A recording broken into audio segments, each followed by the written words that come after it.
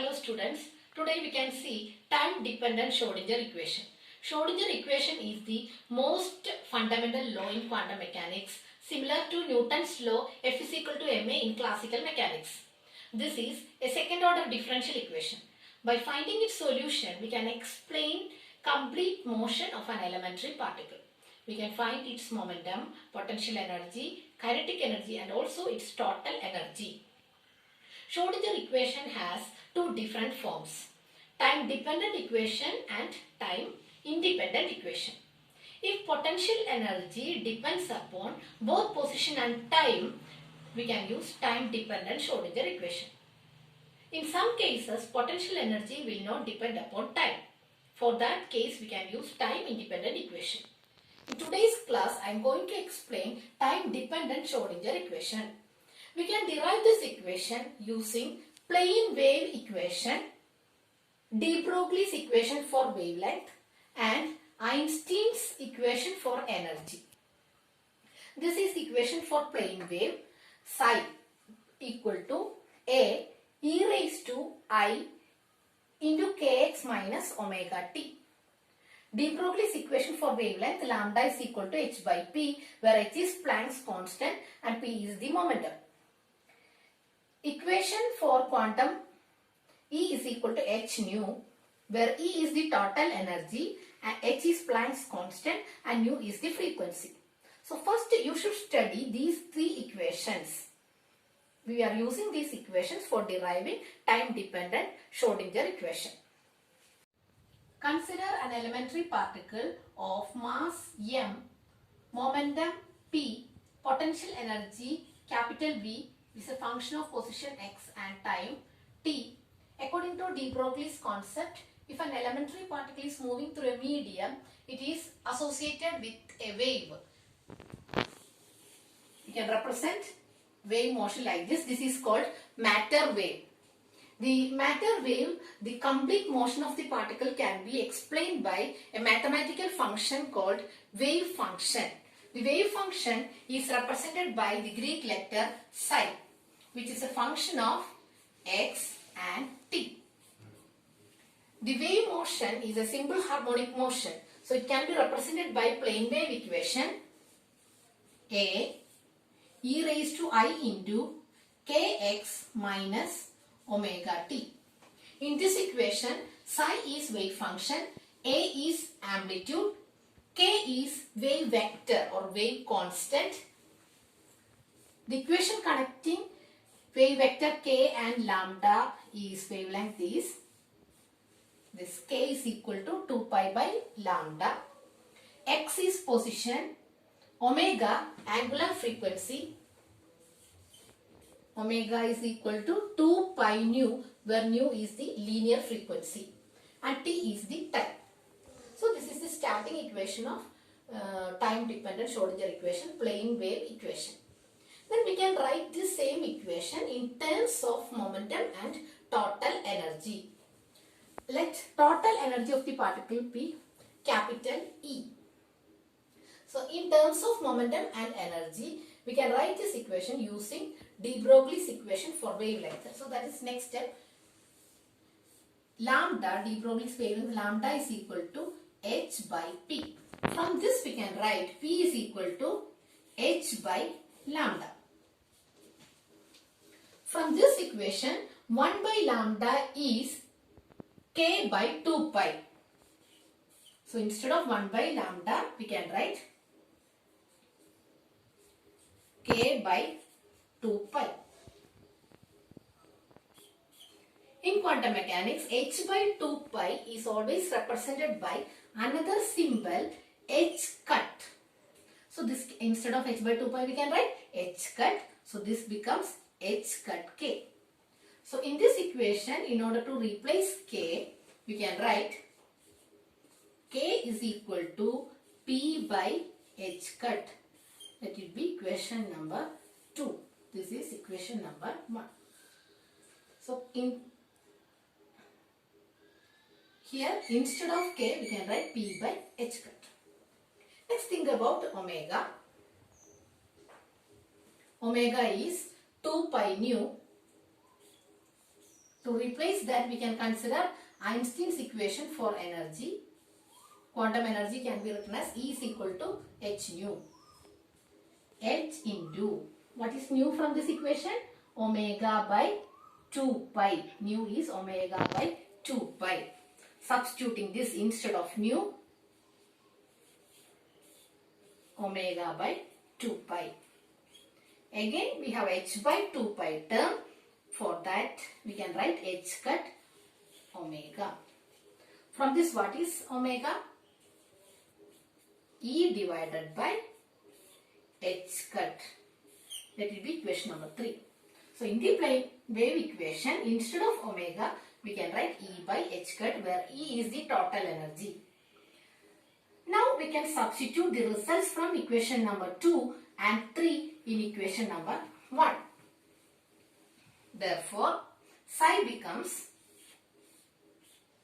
A e raised to I by h cut into px minus et. Equation number 4. So this is expression for psi in terms of momentum p and e. To find total energy of the particle, first we can differentiate psi with respect to x 2 times. After that we can differentiate psi with respect to t. Since x and t are the variables, we can find partial derivative of psi. So first, partial differentiation of equation number 4 with respect to x twice, we can write dou psi by dou x. A is constant. Derivative of exponential term itself. So e raised to I by h cut into px minus et. Then derivative of x part, x containing part, I by h cut into p. I p by h cut. Again we can differentiate second order derivative dou square psi by dou x square. A derivative of this term e raised to I by h cut into px minus et into ip by h cut. Already there is same term ip by h cut. Next, look here, the right hand side, this term a into e raised to I by h cut into px minus et is psi. From equation number 1, this term is equal to psi. So instead of this, we can write psi. Then I into I square, p into p square by h cut square. Next, about the value of I square, you know I square is equal to minus 1. So since I square is equal to minus 1, this can be written as minus p square psi by h cut square. Then we can write this equation as p square psi. We can take h cut square to left hand side and minus to this side. So minus h cut square dou square psi by dou x square.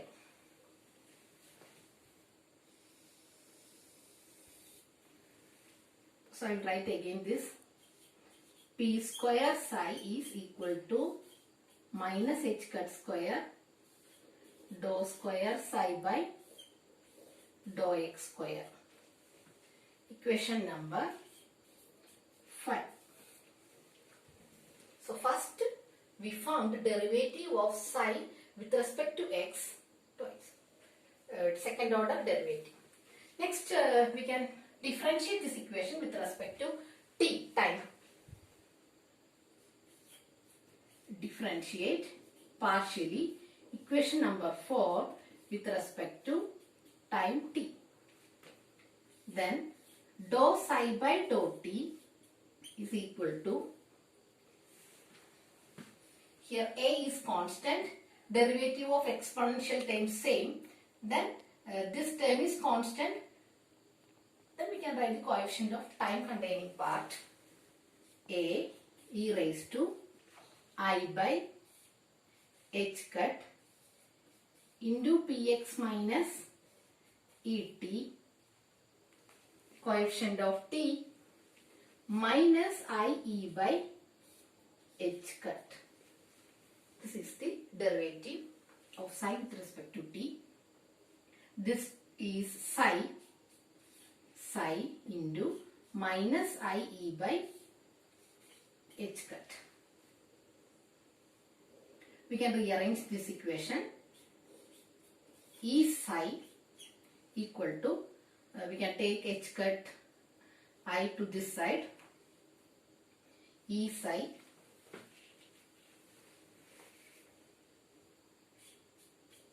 write E psi here minus h cut dou psi by dou t. Then I. It becomes in the denominator, h cut goes to numerator part. Then instead of minus 1, we can write I square. So it is I square h cut by I dou psi by dou t is equal to E psi. So in order to remove I from denominator, instead of minus 1, we can write I square. Then I and I get cancelled. After that we can write I h cut dou psi by dou t is equal to E psi, or E psi is equal to I h cut dou psi by dou t. That will be equation number 6. So after finding the derivative of psi with respect to t, we wrote equation for E psi. Total energy of the particle is equal to kinetic energy plus potential energy. Total energy is denoted by capital E is equal to, kinetic energy is half mv square plus, for potential energy we can use the symbol V. In terms of momentum, we can write this equation P square by 2m plus V. Now we can multiply this equation with psi. P square psi by 2m plus V psi. We already derived equations for P square psi and E psi. From equations 5 and 6, we can substitute the results.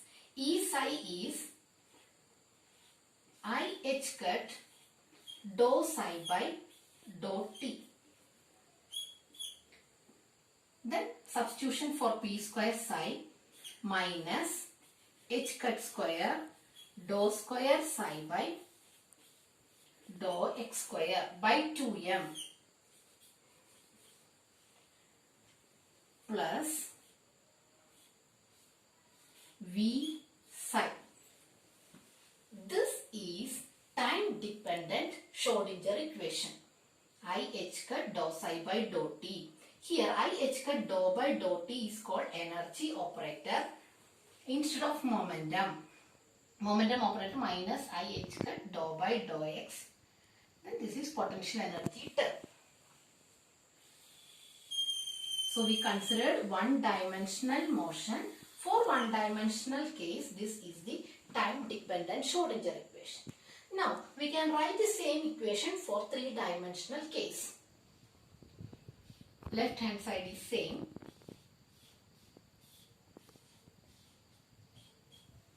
Here there is only x containing part. For 3 dimension,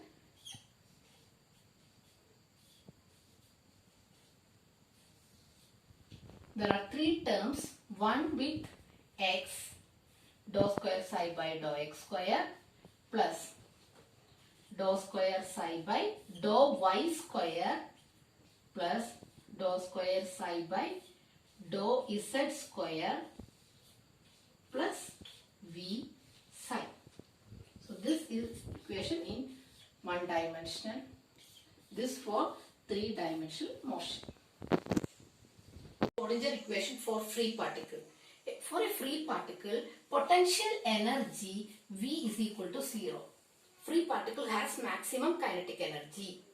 So potential energy V is equal to 0. For the free particle, we can write this equation as I h cut dou psi by dou t is equal to minus h cut square by 2m dou square psi by dou x square. This is time dependent Schrodinger equation for free particle. So if you are asked to derive equation for free particle, derive general time dependent Schrodinger equation and put V is equal to 0. We can see time independent Schrodinger equation in the next lecture. Thank you. Hello students, today we can see time dependent Schrodinger equation. Schrodinger equation is the most fundamental law in quantum mechanics, similar to Newton's law F is equal to ma in classical mechanics. This is a second order differential equation. By finding its solution, we can explain complete motion of an elementary particle. We can find its momentum, potential